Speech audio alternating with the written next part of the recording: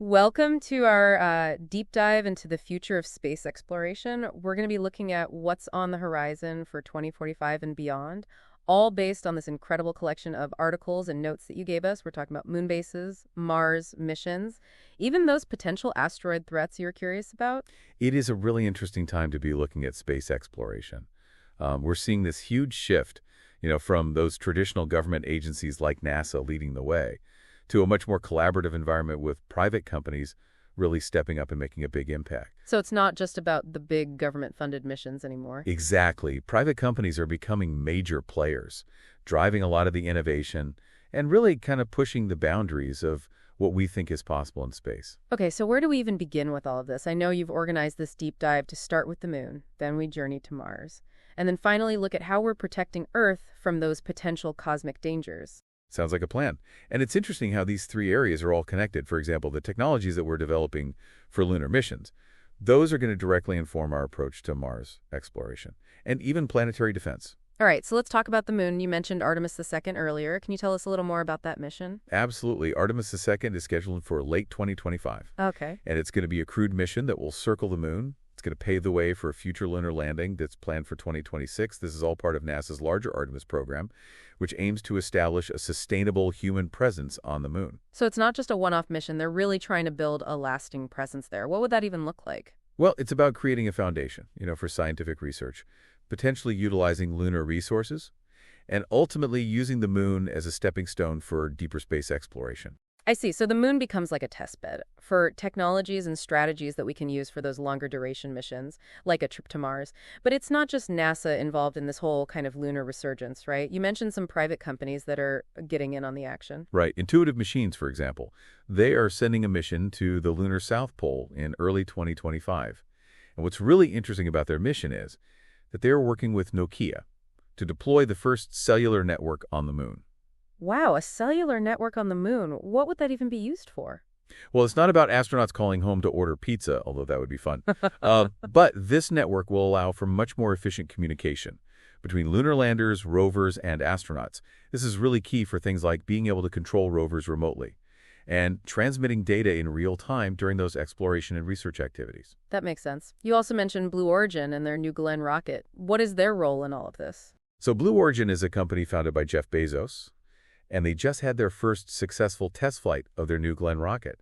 This is a big deal because it opens up a lot more possibilities for those commercial space missions, including things like lunar tourism. So we could see, like, regular people taking trips to the moon in the not-too-distant future? That's almost unbelievable. It never sounds like science fiction, but it really is closer to reality than you might think. This is a great example of how those growing capabilities of private companies are really driving innovation and making space more accessible. So it sounds like the moon is about to get really crowded. But I know we also wanted to talk about Mars. I mean, the moon is exciting, but Mars is kind of the ultimate prize, isn't it? Yes, Mars definitely captures the imagination. But getting humans to Mars and back safely is a whole other level of challenge. One of the biggest obstacles is the sheer length of that journey. We're talking about spending years in space, and that raises a lot of questions about the effects on the human body and mind. Right, you mentioned earlier that what we learned on the move can help us prepare for a mission to Mars. What are some of the key things that we need to figure out before sending humans to Mars? Well, we've learned a lot from long-duration missions on the International Space Station, particularly from astronaut Scott Kelly's year-long stay. That study highlighted some of the potential health risks of prolonged space travel. I remember reading about that study. What were some of the effects that they observed? Well, they observed things like muscle and bone loss, vision problems, and even changes in cognitive function. These are serious concerns. And we need to develop ways to mitigate these risks before we send astronauts on a multi-year mission to Mars. So before we pack all bags for Mars, we need to figure out how to keep astronauts healthy. On those super long journeys, are there any promising solutions on the horizon? Absolutely. Companies like SpaceX are developing some really innovative technologies to try and address these challenges. For example, they're planning a test for in-space refueling using their Starship spacecraft. In-space refueling, how would that work? And how would it help with a mission to Mars? Imagine being able to fill up your spaceship's tank in space. This would eliminate the need to launch a massive spacecraft, With all the fuel that it needs for the entire round trip to Mars, this is a potential game changer that could make missions to Mars much more feasible. So it sounds like we're building a lunar infrastructure that will help us develop the technologies and strategies for Mars. And companies like SpaceX are pushing the boundaries of what's possible in space travel. It's all starting to come together. Yeah, it is pretty exciting to see all these pieces kind of falling into place. And while it's amazing to think about, humans walking on Mars one day, you also had some questions about another really big topic, the search for extraterrestrial life. Oh, yeah, that's right. It always blows my mind to think about that. Like, are we alone in the universe? What do you think?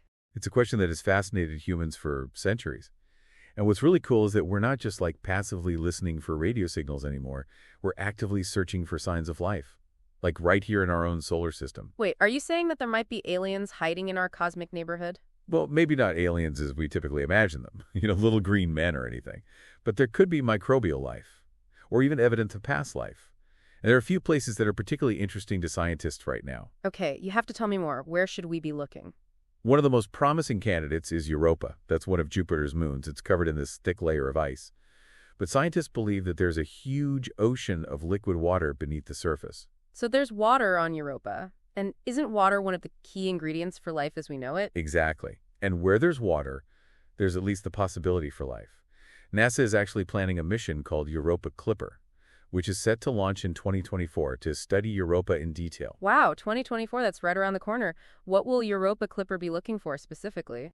Well, it'll be using a whole suite of instruments to analyze the composition of the ice and the ocean, searching for signs of things like organic molecules and other potential indicators of life. So Europa Clipper will be our eyes and ears on this potentially habitable moon. Are there any other places in our solar system that are considered good candidates for finding life? Absolutely. Another one that was in your notes is Enceladus, a moon of Saturn. It's also covered in ice, and it had these geysers that erupt from its south polar region, spewing water vapor and organic molecules into space. Organic molecule. Isn't that kind of a big deal? Doesn't that point to the possibility of life? It's definitely an important clue. Organic molecules are the building blocks of life as we know it. So their presence on Enceladus suggests that the conditions there might be suitable for life. So we have Europa with its hidden ocean, and Enceladus with its geysers spewing organic molecules. It sounds like a solar system is full of potential for life. But let's be realistic for a second. What are the chances that we actually find evidence of extraterrestrial life anytime soon? Well, it's hard to put a percentage on it, but I think it's safe to say that the odds are increasing as our technology improves. And we explore more of our solar system, we're getting better at detecting those subtle signs of life, and we're developing more sophisticated missions to investigate these promising locations. I and we can't make any guarantees, but the possibility is still incredibly exciting. What would it mean for humanity if we found out we weren't alone in the universe? That's a question that philosophers and scientists have been grappling with for a long time. It would certainly be a profound discovery, one that would fundamentally change our understanding of our place in the cosmos. I imagine it would be a bit of a shock to the system. How do you think people would react to such a discovery? Well, there would probably be a wide range of reactions. Some people might be excited and curious, while others might be fearful or even dismissive. It would definitely raise a lot of questions about our own beliefs and values. It would force us to reconsider what it means to be human and how we relate to other forms of life.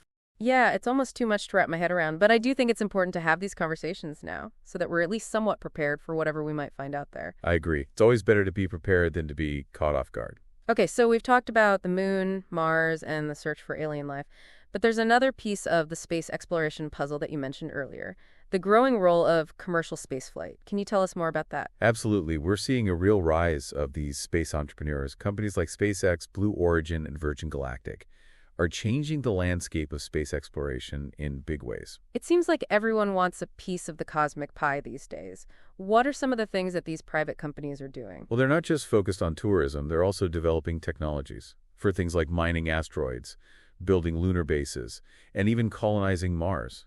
Hold on, mining asteroids. Is that even possible? What would they be mining for? It's becoming increasingly feasible. Asteroids are actually rich in really valuable resources, like platinum, gold, and water. So they're not just giant rocks hurtling through space. They actually contain useful materials. Exactly. And these resources could be used for all sorts of things, including building infrastructure in space and even providing fuel for spacecraft. So we could potentially have these cosmic gas stations out there, making it easier to travel further into space. That's incredible. It's a potential game changer. And what's even more exciting is that some companies are looking at ways to use these resources to create self-sustaining habitats on the Moon and Mars. So we're talking about more than just short missions. We could actually have people living and working on other planets. That's the long-term goal, and it's honestly not as far-fetched as it might sound.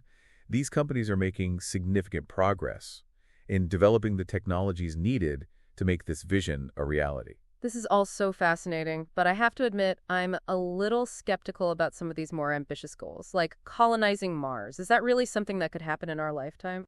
It's hard to say for sure, but I think it's definitely within the realm of possibility. It would be a monumental undertaking, requiring a massive amount of resources and international cooperation. Yeah, it's hard to even imagine what it would take to build a self-sustaining colony on another planet. It would be a huge engineering challenge, but I think we're up to the task. I guess we've come a long way since the early days of space exploration, when we were just trying to get a man on the moon. Oh yeah, technology has advanced exponentially, and we're continuing to push the boundaries of what's possible. It's inspiring to think about what we might achieve in the years to come. It's a truly exciting time to be alive. We're on the cusp of a new era of space exploration, what holds limitless potential. I'm definitely feeling a sense of wonder and awe about all of this. But before we get too carried away, I know there are also some ethical and societal implications to consider as we expand our presence in space. That was something you mentioned earlier. Yes, that's a really important point. Space exploration isn't just about the science and technology. It's also about our values and responsibilities. So what are some of the ethical dilemmas we might face as we venture further into the cosmos? I'm really curious to hear your thoughts on this. Yeah, it seems like there's this whole universe of ethical considerations when you start talking about things like asteroid mining and colonizing other planets. You're absolutely right. It's not just about the technical challenges anymore. We really have to think about the potential impact of our actions on the environment, on other life forms, and even on future generations. So where do we even begin with all of this? What are some of the key ethical questions that we should be asking ourselves? Well, one of the most fundamental questions is, who owns space? Is it a free-for-all where anyone can do whatever they want, or are there some kind of rules and regulations that we need to follow?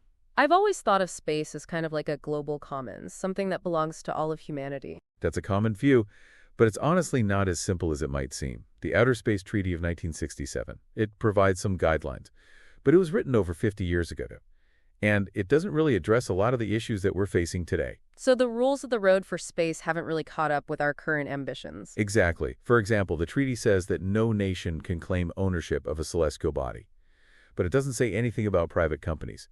So what happens if a company like SpaceX sets up a base on Mars? Who owns that base?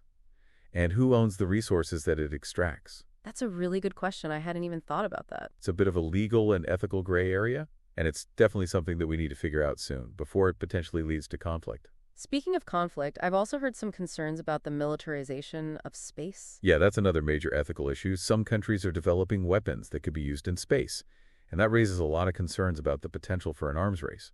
It would be devastating if space became another battleground. Absolutely, we need to find ways to prevent that from happening, and international cooperation is going to be absolutely essential. Okay, so we've talked about ownership and militarization. What about the environmental impact of space exploration? Is that something that we need to be worried about? Absolutely. Space might seem vast and empty, but it's not a limitless resource. We need to be mindful of the potential impact of our activities, especially when it comes to things like asteroid mining. I imagine that digging into asteroids could create a lot of space debris. Is that a concern?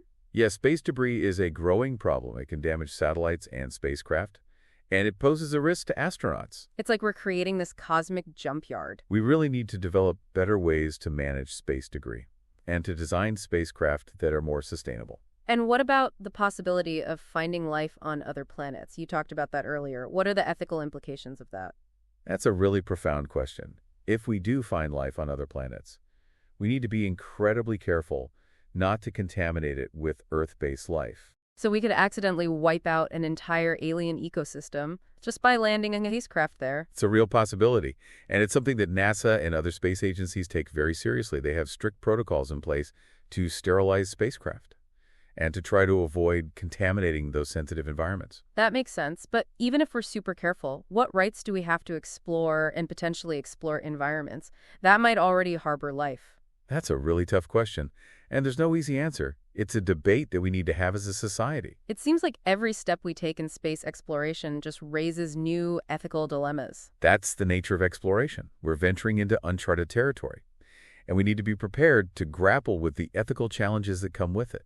So how do we even begin to address all of these complex issues? Well, I think it starts with open and honest dialogue. We need to bring together scientists, ethicists, policymakers, and the public to discuss these issues and to develop guidelines for responsible space exploration. That sounds like a monumental task. It is. But it's essential. The future of space exploration really depends on it. Well, you've certainly given us a lot to think about today. I feel like I have a whole new appreciation for the complexity of space exploration. I'm glad to hear that. It's an incredibly exciting field, but it's also one that comes with a great deal of responsibility. I think it's important to remember that as we continue to push the boundaries of space exploration. Absolutely. We need to be mindful of our impact on the universe and to ensure that our actions ultimately benefit all of humanity.